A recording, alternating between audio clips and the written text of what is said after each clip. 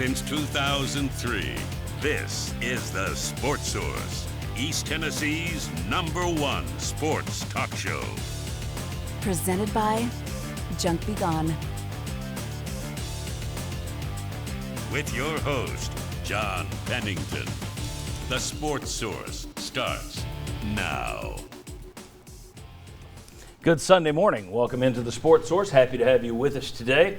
We got a big show, but if you're expecting a lot of discussion of Chattanooga, you've come to the wrong place. We've seen over time that beating an FCS team really doesn't tell you much in terms of what's going to happen over the next 3 or 4 SEC games. So there will be some discussion of the Chattanooga game, but for the most part, we are turning the page and moving forward to Florida and the rest of the season. What do we know about this team? 1 quarter of the season gone. Are they as bad as we thought after week 1? Is the schedule as tough as we thought? Where is this Tennessee team? Have we underestimated their chances in the SEC? That's what we're going to start our show with, and let's just start it right now. First segment of this program is brought to you by our friends at Junk Be Gone. Now, when I call Junk Be Gone, and I tell you when I do, I order up a dumpster. They bring one of these 15-yard-long dumpsters to your house, and you can throw out all your year's worth of trash, or the stuff you haven't used in years. The way I do it's my spring cleaning. But let's say I wanted to get rid of a barn.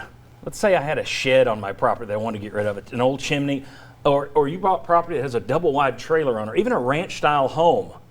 Call Junk Be Gone's Demolition Division. They not only haul away trash bags, they haul away houses. They can knock it all down for you. Junk Be Gone, whatever you need, give them a call, talk to them about it. I guarantee you they can help you. JunkBeGone.biz to learn more. All right, to learn more, I always turn to these guys first on Sunday mornings. The first wave of panelists from WNML, Josh Ward right here. Former of all, Will Overstreet right there. Jimmy Himes, also from WNML. So many people start their Sunday mornings in football season with you and Tim Irwin. Heard you there this morning a little bit. Right down there. David Ubben from The Athletic, who has a really good piece up right now that we will be talking about a little later. He was embedded this week with the Chattanooga coaching staff, and that doesn't sound funky. He was watching scouting tape with these guys. It's impressive stuff, the stuff that he learned about Tennessee in doing that. We'll discuss that a little later. But let's just get going with the fact that 3 of Tennessee's 12 games are now in the book. Let's take a look at the schedule, what they have done, but also at what their opponents have done. You feel better or worse after seeing this? Tennessee, of course, lost to Georgia State 30-38. That was horrific. Georgia State then went on to beat FCS Furman by 6 points in a shootout. Yesterday, they lost to Western Michigan 57-10 and gave up 694 yards of offense. Doesn't make you feel great. Next, Tennessee lost to BYU 26-29 in overtime. BYU opened the season losing to Utah, who's number 11 in the country. But yesterday, in overtime, they beat Southern Cal, who's ranked, in their freshman quarterback, 30-27. Okay, well, maybe BYU is a little better, and you took them to overtime.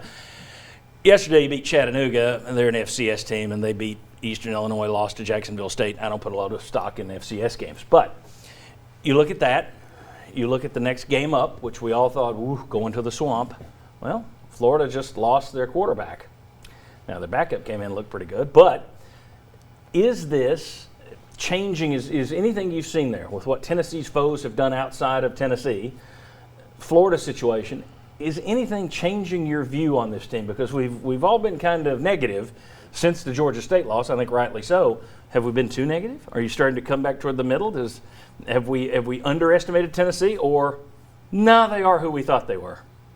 Thoughts? Yeah, I think Tennessee over the last few weeks is a team that has shown it has clear problems. And the one area I would say I feel better about Tennessee than maybe a couple of weeks ago after the Georgia State game, players have continued to fight through, and there was effort there. And the energy, you talk about effort, the energy was there through 4 quarters. That is a positive because you're going to have it against Florida. But some of the issues along the line of scrimmage, those are still being worked out. Quarterback question is still there heading to the swamp next week.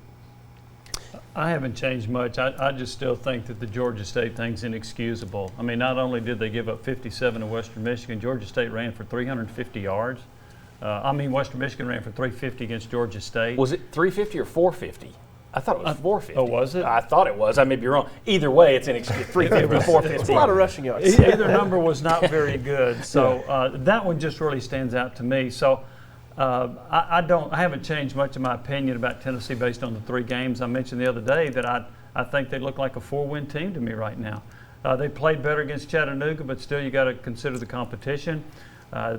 I think going to Florida is going to be a difficult challenge, obviously. Yeah.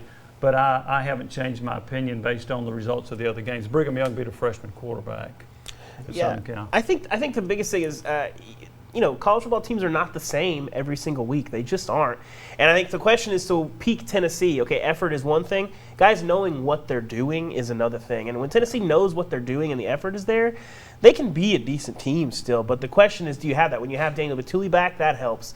But that's the thing. You're not having sort of the same, defensive errors, at least yesterday, which even against an FCS team, that's good to see if guys know where they're supposed to be, and Daniel Batuli helps there. We haven't seen a lot of offensive line situations where guys are just blocking the wrong guy or leaving unblocked rushers. We haven't seen a ton of that. That's encouraging. Tennessee, when it plays really well, I think can still beat a handful of SEC teams. But when they don't play very well, or that investment, or the guys not knowing what they're doing, they're a team in the SEC that can't beat them by 20. I'm not sure there is. I'll go on the record as saying I don't know if there's I don't know if I'd say a handful, couple. I don't know, but you could be right. Beat Tennessee, I think there's still a handful. I think Tennessee will win a couple. Mm-hmm. Just don't know. Here's my problem: is you still have problems in your offensive, defensive line, especially yesterday. Even against Chattanooga, there was a couple series there. Chattanooga blew you off the ball. They created big holes. They got a lot of rushing yards. So I don't take this and go away and go, your problems are solved, because you're about to face the real front sevens that you're going to see. And in Florida, you've got a linebacker, you got two defensive ends that can absolutely maul off the edge. You got a linebacker that can go sideline to sideline, run guys down. Just looking at this and saying, are they ready to play these games? From what we've seen right now, no, because you've got a defensive line that can be pushed around by Georgia State. You got a defensive line that in a couple series got pushed around by Chattanooga. I've got issues with that, saying you're going to be able to roll into somebody and actually beat them if you can't stop the run or consistently run it against these kinds of teams. Yeah, and Chattanooga even had some success in the first half. Yeah, before you went back up crazy, they were running on you. Thoughts on Florida at this point? Are they who we thought they would be? I think there would be a lot of Florida fans who would say they haven't looked great. Now, the interesting thing is they didn't look great to start last year either, and they found ways to win, and that's one thing. Even at Mississippi State, Dan Mullen's teams typically found ways to win with lesser talent, and I think in that situation you have to give them credit. To me, that's something that concerns me. I see a lot of people, a lot of fans online talking about, well, Florida hasn't looked good. Yeah, but Florida hasn't consistently shot itself in the foot in those when push comes to shove, they find a way to win. Tennessee still finds a way to lose. I.e. the BYU game, for example. Yeah, John, with Florida, I had a guy that sent me a message last night. He said, well, Florida just got better. Felipe Franks got hurt, which is not a nice thing to say about Franks. But Kyle Trask came in the game and was 9 of 13. When he came in, Florida outscored Kentucky 19-0. And there were a couple of members of the Florida media before last year that told me they thought Trask would beat Franks out. Now, the red flag to me about Florida last night against Kentucky, until they had that last 76-yard run on an end-around speed sweep, whatever it was, they had 62 rushing yards against Kentucky. 62. Their offensive line is not very good. But having said that, their defense is still pretty solid. Yeah, that's the question. Kentucky was really running on them really effectively in that ball game. So the run defense, can Tennessee take advantage of that? We'll see. The pass rush is going to be an issue of Tennessee, especially if they get behind early, and you've got situations where Florida knows you're going to throw the ball. It could be a long day for Garantano, but we'll see. The games in the SEC are decided on the line of scrimmage, and both of these lines are pretty, Florida's kind of been all over the place, and Tennessee, they're still trying to find themselves on both sides, especially the defensive line. But if there's one line out of these four that would worry me, it's Florida's defensive D-line. Mm-hmm. That's the line that I don't think has a lot of question mark.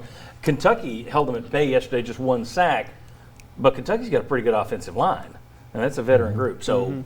They've got a better offensive line than Tennessee has, I think. Against BYU, Tennessee's offense did a really good job getting out on the perimeter and creating ways for Ty Chandler and Eric Gray to have success. Good luck against Florida's defense with all the speed that they will have with that. That's easily going to be the toughest test Tennessee up front will have faced. Yeah. That plays into their strength. Florida's defense is stronger on the edges, and they got linebackers that can run to those edges. So that's where you're going to be tough, because if you can't get it on the inside, it's going to be tough to get those same kind of bursts on the outside. And it'll be a question to see if Tennessee breaks any tendencies. We'll talk about David Ubben's piece in The Athletic a little later, where he sat in with Chattanooga's coaches, and they found some tells, some very obvious tells about when Tennessee's going to run, where they're going to run. Does Tennessee break those tendencies against Florida? Can they? We'll discuss all that coming up. Next, though, we're going to do a deep dive into Florida and Tennessee. We'll look at offense versus defense on each side of the ball. Who's got the advantage? Much more to come on today's show. Stick with us here on The Sports Source. Not always what you want to hear, but exactly what you need to hear. This is The Sports Source.